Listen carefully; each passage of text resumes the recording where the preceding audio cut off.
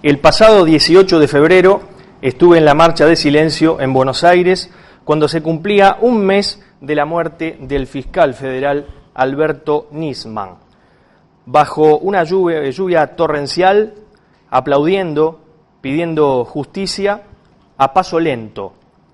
Una manera de homenajear a quien había denunciado a la Presidenta de la Nación y compañía por presunto encubrimiento terrorista por el atentado a la AMIA en 1994 que dejó 85 muertos.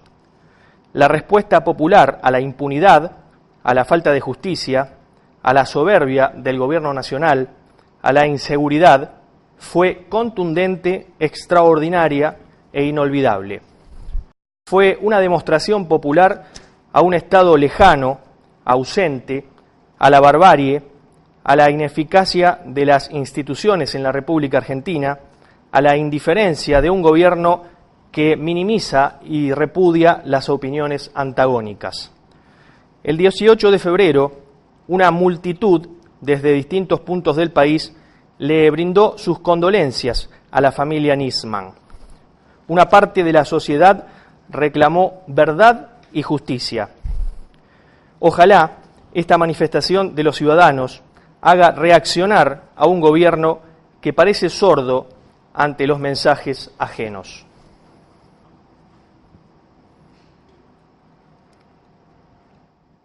¿Cómo le va?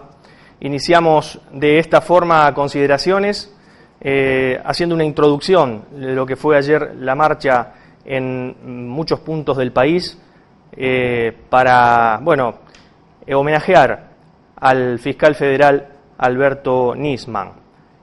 Al ponerse en peligro, al correr riesgo, la República Argentina, vale esta manifestación general, yo diría general porque muchísima gente, yo estuve en Buenos Aires y allí muchos medios hablaban de 500.000 personas, después se dijo 400.000, pero bueno, entre 400.000 y 500.000 personas asistieron allí para repudiar, para pedir justicia y para que se esclarezca lo que ocurrió realmente con Nisman. Nosotros tenemos es habitual en el programa Consideraciones, tenemos dos invitados. Hoy la primera invitada en la primera media hora es Alicia Gutiérrez, que es diputada provincial por el partido Sí. Sí es Solidaridad e Igualdad dentro del Frente Progresista Cívico y Social. La saludamos formalmente. ¿Cómo le va? Gracias por estar aquí en Consideraciones. Gracias, Marcelo, por invitarme. Bueno, ¿qué opinión le merece la marcha de ayer? Bueno, que realmente fue una expresión genuina de una parte muy importante de la sociedad reclamando algo que se viene reclamando desde hace mucho tiempo, que es no a la impunidad, no solamente en este caso por la muerte de Nisman, sino también por la AMIA, recordemos 20 años, sí. Y también que en un momento nosotros en Santa Fe seguimos haciéndolo, reclamando justicia por los muertos por las inundaciones, por los muertos del 19 y 20 de diciembre como a nivel nacional, y de la época de la dictadura, que después de 30 años se hicieron los juicios. O sea, creo que la justicia es uno de los poderes del Estado que no ha sido de alguna manera no ha respondido a estos 30 años de democracia. En algunos momentos hay lugares donde siguen enquistados los mismos grupos de poder, así como en los sectores de inteligencia del Estado, a diferencia de lo que ha sucedido con los otros poderes, ¿no es cierto? Inclusive en la provincia de Santa Fe, que ha emprendido una gran transformación a través del nuevo sistema procesal penal, y que es solamente comparable con lo que en su momento hizo, que quedó ahí nada más, que hizo el expresidente Kirchner cuando modifica la elección de quienes van a integrar la Corte Suprema de Justicia de la Nación, la forma, el número, etcétera. Pero después, de ahí para abajo, se quedó en esa transformación que fue muy importante y que hizo que llegaran figuras prestigiosas de la Argentina a ocupar la Suprema de Justicia de la Nación. Ahora, esta convocatoria masiva, ¿usted cree que ayudará a esclarecer el hecho? No, yo creo que no. Creo que además es un poco contradictorio, ¿no? De que los que hayan convocados, quienes deberían en realidad estar investigando, porque a 2 meses de la muerte del fiscal Nisman cada vez estamos como en un lugar de mucha inestabilidad, ¿no? Tenemos la certeza ni si fue asesinado, si fue un suicidio, y quién sabe si la vamos a tener algún día.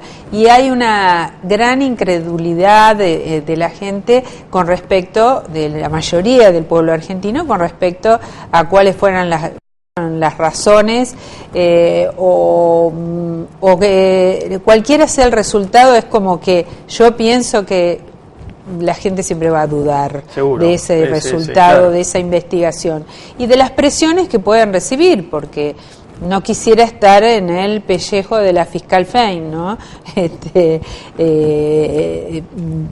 No quiero juzgar cómo es su actuación porque desconozco el contenido de la causa, pero creo que está sometida a grandes presiones. Ahora, la pregunta es, ¿cómo intervendrá este 18F en la campaña política? ¿De qué manera? No sé, pero hay algunos, creo que hay algunos llamados, inclusive dentro del kirchnerismo, de escuchar lo que dijo la gente. Sí. Uno de ellos es el diputado Navarro, del Movimiento Evita, que planteó de que el kirchnerismo debe escuchar esta marcha, este llamado, que más allá que haya algunas personas que no nos gustan que marcharon, hay un gran sector de la sociedad que lo hizo genuinamente. Yo quiero aclarar, yo no fui a esa marcha, pero creo que es una expresión genuina de una parte muy importante de la sociedad que debe ser escuchada, y que queremos terminar con la impunidad en la Argentina, queremos terminar con la impunidad, y para eso es necesario grandes transformaciones, no solamente en la justicia, también en la inteligencia del Estado, que no se puede hacer en un mes, porque esto que ha hecho el Poder Ejecutivo de enviar un proyecto que quiere tenerlo aprobado para el 1 de marzo, cuando inicien las sesiones legislativas del Congreso Nacional, es una barbaridad, porque en un mes no se puede discutir en el Senado y en un mes tampoco en diputados. Algo tan importante como la inteligencia. Seguro. Ahora, Alicia Gutiérrez, usted es diputada provincial y quiere renovar su banca. Sí. ¿Cuáles son las razones para querer renovar la banca? Bueno, yo represento a un pequeño partido, un partido que nos consideramos de centro izquierda, y que tenemos una mirada que es de los otros partidos que integran el Frente, pero tenemos miradas propias en cada uno de los temas que hacen a la seguridad, que hacen a lo que es la inteligencia, que hacen a lo que es la salud, la educación, etcétera, el medio ambiente, y queremos seguir expresándolas desde nuestra banca, de nuestro partido, dentro de la Cámara de Diputados de la provincia. ¿Y cuál sería el desafío más inmediato como legisladora? Bueno, uno de los desafíos ha sido a lo largo de estos años la protección de los derechos, la protección de los derechos humanos de todas y todos los santafesinos, que tiene que ver con el derecho a la salud, el derecho a la seguridad, un medio ambiente sano, los derechos de las mujeres. Yo trabajo mucho todos los temas de género, la igualdad de oportunidad entre varones y mujeres. Inclusive la trata de personas también. Así claro. Es, y eso está entre lo que significa la no violencia contra la mujer. Y hemos trabajado muchísimo todo esto. Y también la lucha contra la violencia institucional. O sea, la violencia instaurada, no instaurada, pero sí en algunos sectores de lo que son las fuerzas de seguridad hacia las personas privadas de la libertad, que no puede, y otras que no están privadas de la libertad, que circulan por la calle y de golpe reciben, golpes, torturas, etcétera, que todavía existe eso. Y nosotros estamos peleando fuertemente porque haya una fiscalía especializada en la violencia institucional. Creo que el fiscal de Olazábal se comprometió a ello, a crear esa fiscalía, y está estudiándolo con el gobernador a ver de qué forma se puede hacer, lo mismo que una fiscalía especializada en el tema de violencia de género, porque vemos día a día cómo se subestima desde algunos sectores de la justicia, algunos por falta de capacitación, otros por profundos y arraigados conceptos paternalistas que existen en la sociedad y una mirada patriarcal que nosotros queremos erradicar. Y bueno, creo que debe haber una fiscalía especializada en el tema de violencia contra la mujer. Bien, usted dentro del Frente apoya a Antonio Bonfatti, es cabeza de lista, candidato a diputado provincial. En segundo orden va a estar el actual vicegobernador de la provincia, Jorge Gen. También apoya, obviamente, la candidatura de Miguel Lifchi, candidato a gobernador de la provincia de Santa Fe. Algunas encuestas aventajan Miguel del Cel, hay una ventaja sobre Miguel Lifchi. ¿Por qué Miguel del Cel para usted tiene que ser gobernador de la provincia? Miguel del Cel, no. Miguel Lifchi. Bueno, Miguel Lifchi nosotros consideramos que es una persona que tiene una vasta experiencia en lo que es una conducción, como una ciudad, dirigir una ciudad como la de Rosario, 2 periodos de intendente, con una gran experiencia, y que no solamente representa eso, sino también va a profundizar, y tiene propuestas propias, va a profundizar todos los cambios que se han realizado en esta provincia y que en 8 años no se pueden llevar adelante, como lo son, por ejemplo, todo el sistema, porque hoy en Rosario tenemos, después de 20 años, un sistema muy fuerte de lo que es la salud pública, pero en el resto de la provincia son recién 8 años y necesitamos completar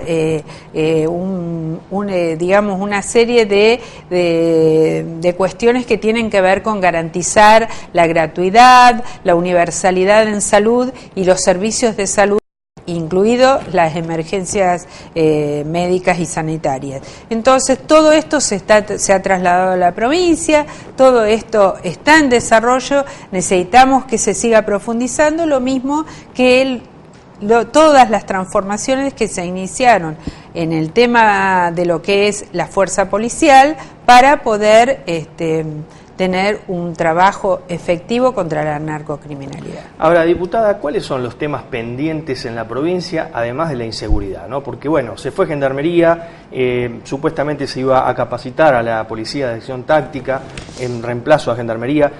Los temas pendientes, al margen de la inseguridad, porque eso hay que reconocerlo, ¿no? No es supuestamente, es en fue realidad así, se la capacitó y se la sigue capacitando, y paulatinamente, bueno, algunos podrán tener dudas, pero digo, es una realidad, y también es una realidad que todos los años se jubilan una gran cantidad de integrantes de la fuerza policial, que cuesta reemplazarlo porque no se inscribe tanta gente, y sobre todo porque todos quieren que el policía sea alguien conocido, alguien de su pueblo, y generalmente los policías no son de esta zona, son del norte de la provincia, que son los que se inscriben, porque de Santa Fe para arriba son muy pocos los que se inscriben de Rosario, y mucho menos Venado Tuerto o la zona sur de la provincia de Santa Fe.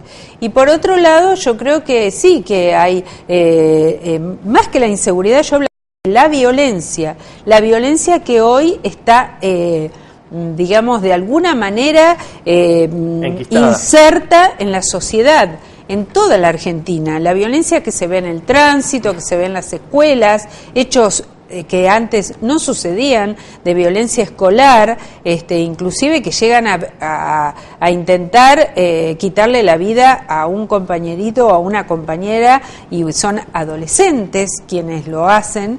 Es la violencia de género, la violencia que se da en la familia contra niñas y niños. Todo esto, digamos, son fenómenos que tenemos que apuntar y que no pueden ser incentivados desde el Estado. Yo creo que desde el gobierno nacional, de alguna manera, se ha incitado a la violencia. de que o estás conmigo o sos mi enemigo, o sos blanco o sos negro, no es así, la sociedad no es ellos eso. Y nosotros. Ellos y nosotros. Esto es muy perverso, esto genera mayor cantidad de violencia y es lo que nosotros no queremos. Al contrario, queremos que se pertenezca al sector social que pertenezca y a los intereses que represente. Nosotros debemos respetar las ideas, por supuesto, con una firmeza que yo sé dónde estoy parado y sé por qué no apoyo a Miguel del Cel, por ejemplo, porque Miguel del Cel representa la política de los 90, aquella de las privatizaciones que se llevaron al Banco de Santa Fe, con el cual nosotros podríamos haber dado, por ejemplo, créditos blandos para la vivienda o para la pequeña y mediana industria de la provincia de Santa Fe, y sin embargo nos privaron de eso, como también privatizaron lo que era la vieja Dipos y se la dieron durante 10 años a aguas de a Leonel de Sceaux, que en realidad usufructuó de todo eso, nos hizo pagar supuestas obras que iba a realizar y que no las hizo. Las cloacas de Rosario la está haciendo la Municipalidad de Rosario con ayuda de la provincia de Santa Fe, pero no las hizo Aguas. Y se retiró y encima nos dejaron un juicio millonario en el CIADI. O sea, un juicio que estamos sometidos a los tribunales internacionales, no a los tribunales de Argentina. Todo eso lo hizo la política de los 90, la política de que hoy representa en el país Macri y también representa Miguel del Cel en la provincia de Santa Fe. Usted se refiere al PRO. ¿Cómo ve este paso del concejal radical Jorge Boazo al PRO hoy como candidato a vicegobernador, bueno, acompañando a Del Cel? Lo veo muy bien, porque de Boazo representó siempre eso. Lo extraño es que, digamos, siguió estando dentro del o usufructuando del Frente Progresista Cívico y Social durante todos estos años y no se fue antes, porque en realidad él representó siempre esos intereses. Bien, esto yo pensaba, ¿no? Boazo pasa al PRO, Giustiniani enfrentado también con el socialismo, Samarini desde otra postura criticando también a Mónica Fein. Digo, con todo esto, esta mixtura que hay, ¿no?, de entre candidatos, partidos, ¿no estamos confundiendo más al electorado? Bueno, son las leyes que existen, la ley de las internas abiertas y obligatorias. Creo que Giustiniani y Samarini tienen derecho a representar un sector interno y presentarse a elecciones. Antes hubiera sido de otra forma, como en cualquier otro partido político, de cualquier otra forma de elección, o a lo mejor se hacía en un congreso o de otra forma, y acá cualquier persona puede introducirse en la interna de un frente o de un partido y votar por quien crea conveniente, ¿no es cierto? Tiene ventajas y tiene desventajas también. Diputada, respecto a la inseguridad, volvamos al tema de inseguridad, porque realmente hablando días pasados con la gente, hay dos preocupaciones, al menos de los rosarinos, ¿no? Son las entraderas y la gente que arrebata en motos, o sea, los llamados motochorros. ¿Cómo van a disminuir esos delitos, ¿no? Porque la gente tiene cierto temor a eso. Uno siente un ruido de una moto, un ciclomotor, y se da vuelta. Vivimos perseguidos. Las entraderas, hacemos todos artilugios para poder entrar a un domicilio. ¿Cómo se va a solucionar eso? O por lo menos disminuir. Bueno, son políticas de seguridad que en primer lugar, no solamente de seguridad, de inclusión social, políticas que tiene que ver con trabajo, educación, con cultura, con disminuir la cantidad de adolescentes que dejan la escuela. Ya se ha conseguido este año una cifra importante con el plan provincial de volver a la escuela, de incorporar a esos jóvenes nuevamente a la escuela, y a aquellos que no desean volver a la escuela porque no se sienten contenidos, que puedan capacitarse para el trabajo y para poder ganarse la vida dignamente. Ahora, es muy difícil ganarle también a las ventajas objetivas que genera, por ejemplo, la distribución de droga, el narcotráfico, etcétera, con las cuales el Estado es muy difícil competir, ¿no es cierto? Porque un joven que está acostumbrado a ganar 4 o 5 mil pesos por semana, eso en un trabajo honrado no lo va a conseguir rápidamente, y menos si no tiene las herramientas necesarias o no se pudo capacitar, ¿no? ¿Y usted cómo evalúa la gestión del ministro de Seguridad, Raúl Lamberto? Yo creo que ha sido una gestión muy trabajosa y que ha realizado las transformaciones que había que hacerse. Algunas de ellas yo hubiera sido un poco más riguroso, como por ejemplo cuando se produjo el levantamiento policial de diciembre de 2013, en las cuales hubo una cantidad importante de los miembros del autollamado sindicato policial, que no existe ni está reconocido, que se sublevaron, impidieron la salida y el cumplimiento de las tareas con las armas que brindaba el Estado.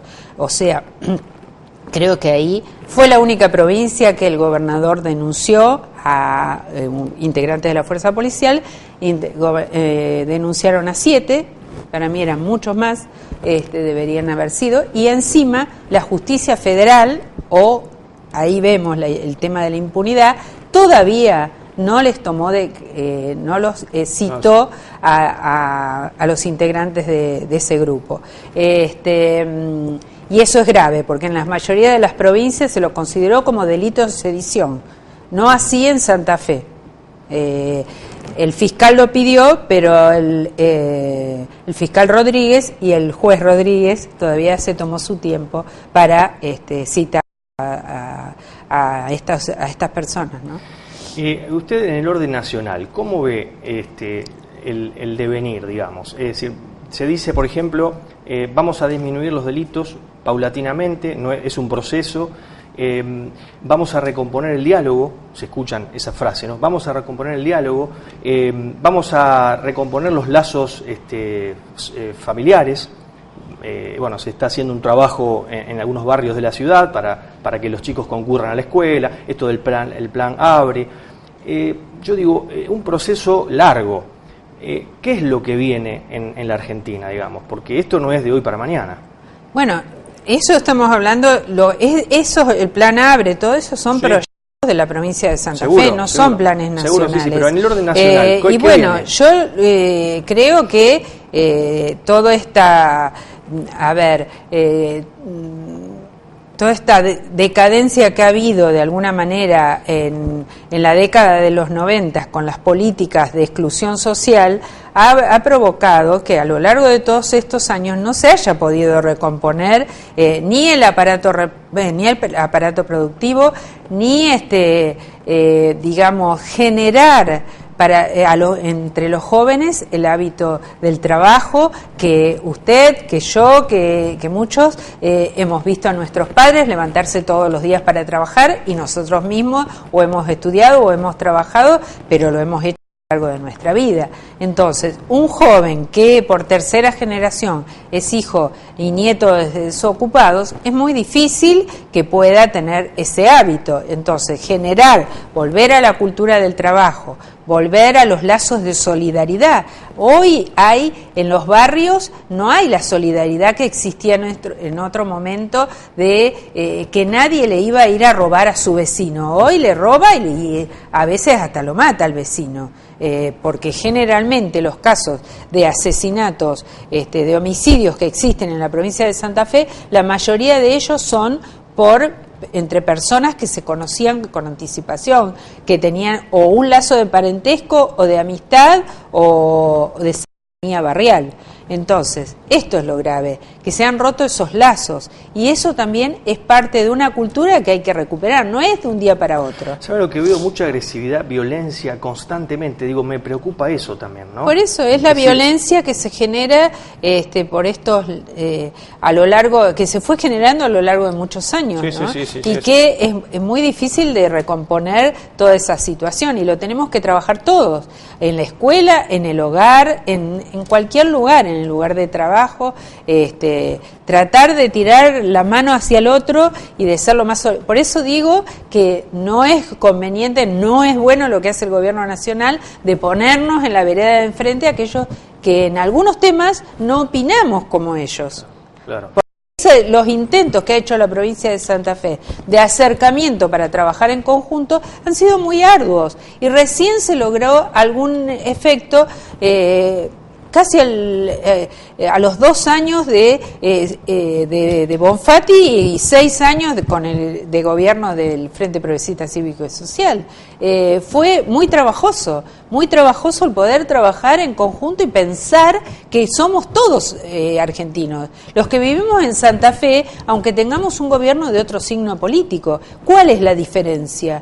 Que vivimos en Santa Fe, en Córdoba, y no tenemos el mismo signo político que el gobierno nacional. Somos todos argentinos, y acá la provincia de Santa Fe es una de las que más contribuye a nivel nacional con todos los fondos que contribuimos nosotros y que después no se vuelcan. No digo todos porque debemos ser solidarios con el resto del país, ¿no es cierto? Pero acá se debe millones de pesos con los cuales nosotros podríamos seguir profundizando las transformaciones que se están haciendo en la provincia. Y no lo podemos hacer.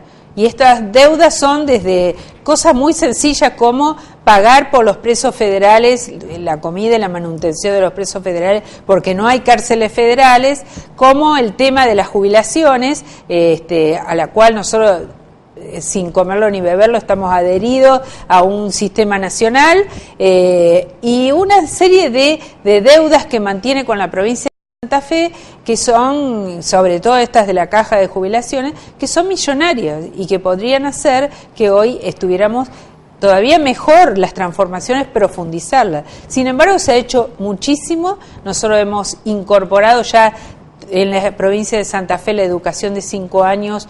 En toda la provincia funcionan los jardines de 5 años y este año se comienza ya a extender la obligatoriedad a los 4 años con mayor lentitud, por supuesto, porque exige en una provincia donde tiene todos sus docentes concursados, todos en blanco, incorporar una masa importante de docentes a esa masa docente, con los mejores salarios del país.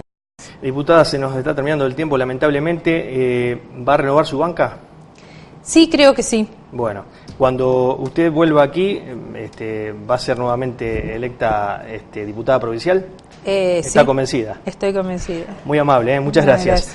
Bueno, pasó por consideraciones la diputada provincial Alicia Gutiérrez. Nosotros vamos a hacer una pausa y cuando nos volvamos a encontrar va a estar acá Mercedes Araujo, que es abogada, especialista en Derecho Laboral. Volvemos enseguida. Bueno, muy bien, continuamos en consideraciones, segunda parte del programa. Está con nosotros ahora Mercedes Araujo, que es abogada, especialista en Derecho Laboral. El tema central de este bloque es contrato de trabajo. ¿Cómo te va, Mercedes? Gracias por estar aquí en consideraciones nuevamente. Gracias a vos por invitarme. ¿Cuáles son, en realidad, contrato de trabajo? Si un empleador incumple con un contrato de trabajo determinado, ¿cuáles son las consecuencias?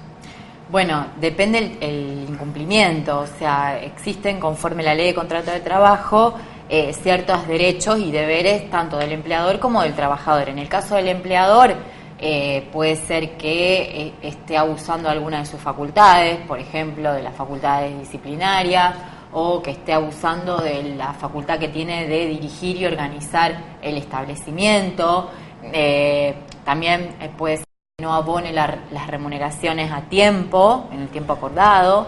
Es decir, existen, dependiendo del incumplimiento, el trabajador tendrá que hacer valer su derecho mediante un reclamo. Este reclamo puede ser, por supuesto, más allá de lo verbal, puede dirigirse a través de un medio más formal, por ejemplo, un telegrama, en donde expresamente detalle el incumplimiento en que ha incurrido el empleador, para así hacer valer sus derechos. O sea, los incumplimientos en cuanto a los deberes del empleador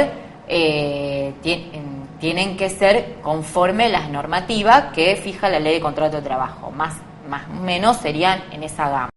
Incumplimiento en cuanto a la falta de pago de remuneración o le baje arbitrariamente el salario, o que le cambie el horario de trabajo, o que llegue al establecimiento el empleado y no lo deje cumplir con sus tareas, que le invente una causa para que esta persona, que este trabajador no vuelva a asistir al establecimiento. Es decir, existen diversos tipos de incumplimiento y en ese caso el trabajador tendrá que hacer el reclamo.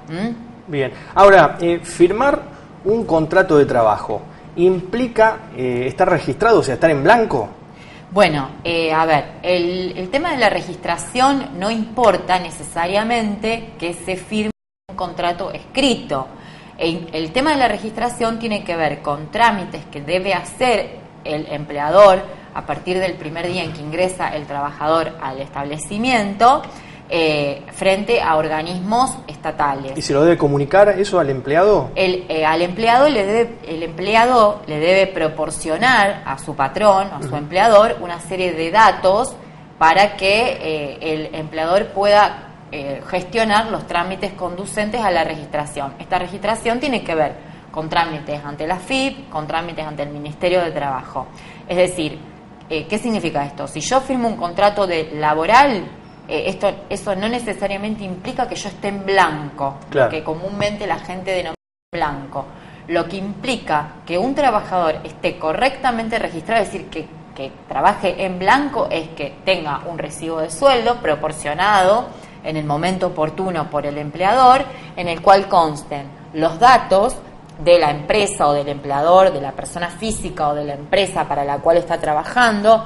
¿Qué datos tienen que ser? La denominación social, en caso de ser una SRL, una SA o una persona física, Juan Pérez, por ejemplo, el número de quit, el domicilio, es decir, datos que tienen que ver con la individualización del empleador o de la persona que lo está contratando ese trabajador.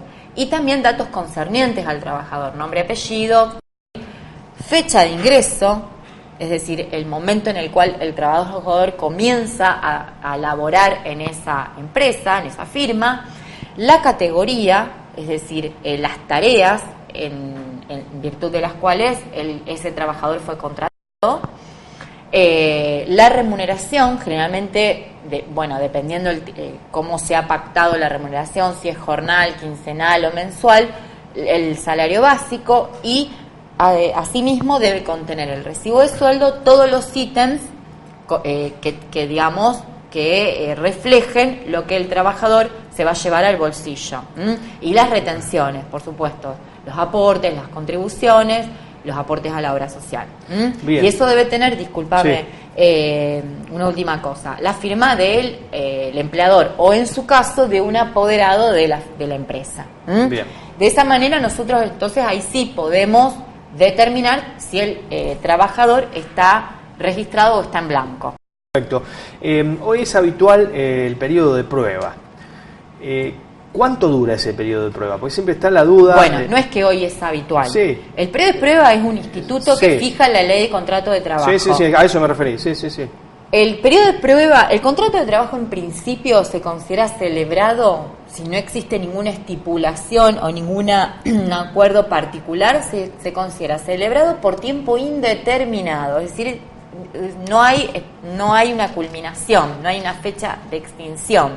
Ahora bien, la ley dice que dentro de los 3 primeros meses, a partir del momento en que el trabajador ingresa a la empresa, se consideran periodo a prueba.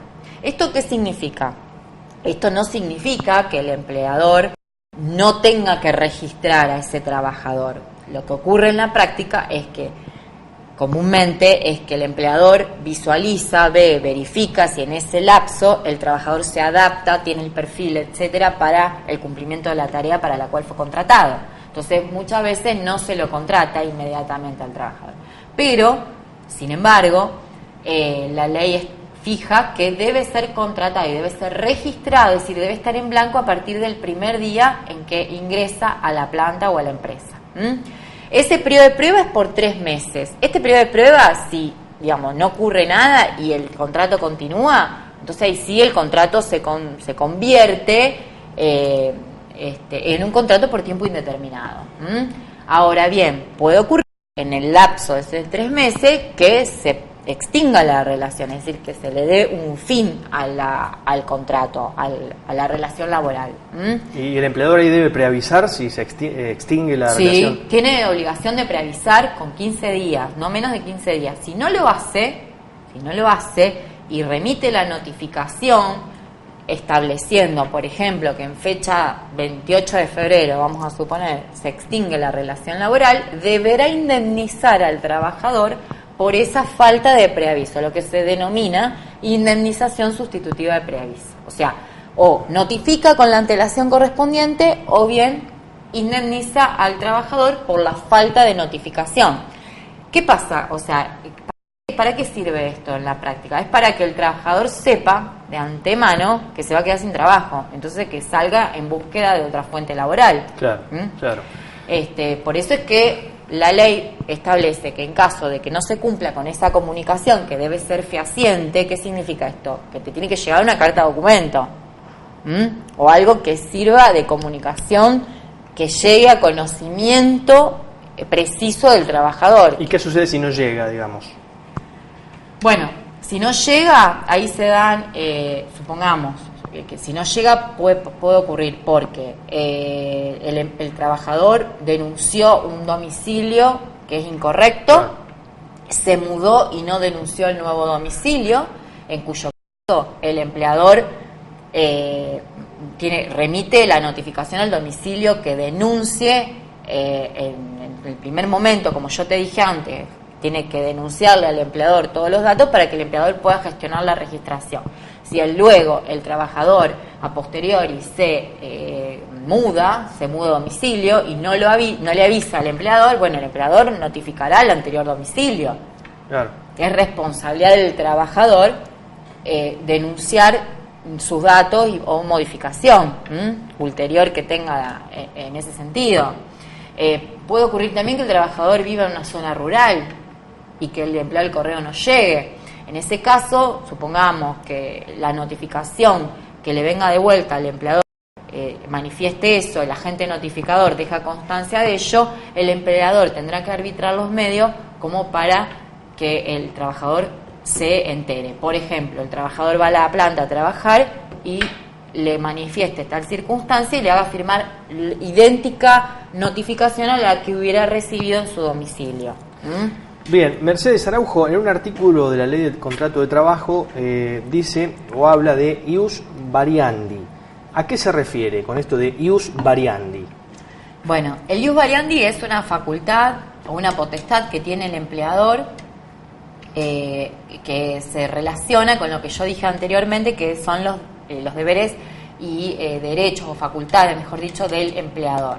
Dentro de las facultades se llama el deber de dirección, el derecho, facultad, mejor dicho, más que derecho, de dirección y de organización de su establecimiento, de su empresa. El ius variandi tiene que ver con eso, se relaciona con eso. ¿Y qué significa? El empleador, dentro de esas facultades que la ley le otorga, puede hacer modificaciones del contrato laboral, pero esas modificaciones no pueden alterar las condiciones sustanciales del contrato de trabajo, ni tampoco pueden perjudicar al trabajador en su faz moral o material. ¿Qué significa esto? Vamos a traducirlo al castellano. El empleador puede, por ejemplo, decirle al trabajador que va a cambiar dentro del establecimiento, va a trabajar en vez de un sector A en un sector B, por ejemplo, dentro del mismo espacio físico. También puede tener que ver con una organización nueva del tiempo de trabajo, dentro, siempre y cuando, del marco y del margen temporal que fija la jornada laboral, o sea, no excederse del tope de jornada laboral. Puede también tener que ver con nuevas directivas en cuanto a normas técnicas de la empresa, que tengan que cumplir con cuestiones de seguridad, de salubridad, por imposiciones nuevas. Puede también formar grupos de trabajo, es decir, dentro de ese margen el empleador puede utilizar esto que se denomina ius variandi. Ahora, la cuestión es cuando el empleador lo utiliza de un modo abusivo, es decir, modifica, por ejemplo, al empleado, a los empleados, le cambia el lugar de trabajo. Por ejemplo, una empresa que estaba acá en Rosario, que se vaya a otra localidad. O, por ejemplo, que cambie el horario de trabajo. Un trabajador que estaba trabajando hasta las 3 de la tarde, que le cambie a la noche, o que lo cambie a la tarde. Independientemente de la antigüedad, no tiene nada que ver la antigüedad, digamos, si uno quiere cambiar el horario. Si a un empleador se le ocurre cambiar el horario o cambiar de lugar de trabajo. Tengamos en cuenta que, acá no es como un contrato de locación o un contrato común. Acá el trabajador está por ahí, conforme la ley y la realidad, más que la ley, está no está en un pie de igualdad con el empleador. Entonces, el trabajador, más allá que va a considerar para tener ese trabajo, para decir que sí al trabajo, la remuneración, el lugar y el horario. Claro. O sea, para ver si le conviene o no también a su vida, él va a tener en cuenta eso, fundamentalmente el sueldo, también el horario, para organizarse con la familia o con otras tareas no laborales que tenga que hacer. Y el tema del lugar. ¿Por qué? Porque implica un traslado tal vez. Entonces, un trabajador que antes le llevaba 15 minutos llegar o media hora, a lo mejor ahora le lleva una hora trasladarse y llegar al lugar de trabajo. Y si uno cuando ingresa a la firma, desde el primer momento le hacen firmar que lo van a cambiar, o sea, que él da, digamos, consentimiento de que puede ser modificado su hábitat, digamos, bueno, su lugar de trabajo. Es muy buena la pregunta, o sea, esto hay que verlo de acuerdo. El tema de Ius Variandi es muy controvertido, es muy apasionante, pero es muy controvertido y tiene muchas aristas. Hay que ver cada caso objetivamente y en particular. Claro. ¿Por qué? Porque supongamos que estamos hablando de una persona, de un vigilador. Un vigilador, por la índole de su actividad, por la naturaleza de la función, va a trasladarse, porque va a tener un objetivo un banco, otro objetivo una cooperativa, otro objetivo, qué sé yo, puede ser un almacén. Él, para lograr el objetivo o el objeto del contrato laboral, él va a tener que trasladarse. Con lo cual allí no podemos hablar de un uso abusivo del empleador del ius variandi. ¿Por qué? Porque la naturaleza de la actividad del vigilador importa un traslado del mismo. Por supuesto no estamos hablando dentro de un margen de razonabilidad. No vamos a decirle que mañana vaya a Tierra del Fuego a cumplir un objetivo. Eso ahí ya estaríamos hablando de otra cosa. Estamos hablando dentro de un marco de razonabilidad. Ahora bien, vamos al caso de esos contratos preimpresos. Sí. El empleado lo va a firmar porque lo que quiere es lograr tal vez un puesto de trabajo, y eso no importa un consentimiento expreso, tal vez a la luz de los hechos ulteriores. Por ejemplo, el tipo firma un contrato para desarrollar una actividad en la ciudad de Rosario y a posteriori lo trasladan a Tucumán. Por más que haya firmado ese contrato, a la luz de los hechos, evaluando todas las circunstancias, ahí podríamos determinar que existe un uso abusivo del poder de dirección y organización del empleador. Claro. Ahora, si estamos hablando que la empresa, por cuestiones objetivas, debe trasladarse a otro lugar, porque inclusive hasta por normas municipales se tiene que trasladar porque es una zona residencial y por la índole de la actividad de la empresa tienen que trasladarse, en ese caso tendrá el empleador que notificar a los trabajadores, negociar una nueva condición laboral, porque va a implicar otro contrato de trabajo, y tendrá que obtener el consentimiento de los trabajadores. Claro. Ahora, Mercedes, justo se nos está por terminando el tiempo, si puede ser brevemente esta respuesta. Sí. ¿Qué pasa cuando una persona realiza tareas por toda una jornada, 8 horas por ejemplo, y en el recibo de sueldo le figura media jornada? Uh-huh. ¿Qué debe hacer esta persona? Y esa persona está registrada como lo que comúnmente se denomina en gris. Está deficientemente registrada. Eso es trabajo Eso es trabajo en gris. Bien. Cuando a vos te registran, pero te registran incorrectamente. Por ejemplo, te ponen, vos trabajaste vos trabajás hace 5 años y te colocan que la fecha de ingreso fue el año pasado, por ejemplo. Por ejemplo, jornada laboral, te anotan por medio jornal cuando vos trabajás jornada completa. Lo mismo pasa con la categoría, haces tareas administrativas, en realidad estás vendiendo. Claro. Eso se denomina trabajo en gris, lo que comúnmente se denomina trabajo en gris. Perfecto. Bueno, se nos ha terminado el tiempo, muy completa, muy extensa como siempre. Bueno. Gracias por la participación. No, por favor, y gracias a vos. queremos decirle también a la teleaudiencia, para compartirlo, que Mercedes Araujo, abogada, especialista en Derecho Laboral, ha festejado hace días su cumpleaños. Hemos asistido a festejar su cumpleaños, así que bueno, salimos del formalismo. Bueno, nosotros nos vamos, así trabajamos para todos los televidentes. Nos reencontramos la próxima semana. Muy amables.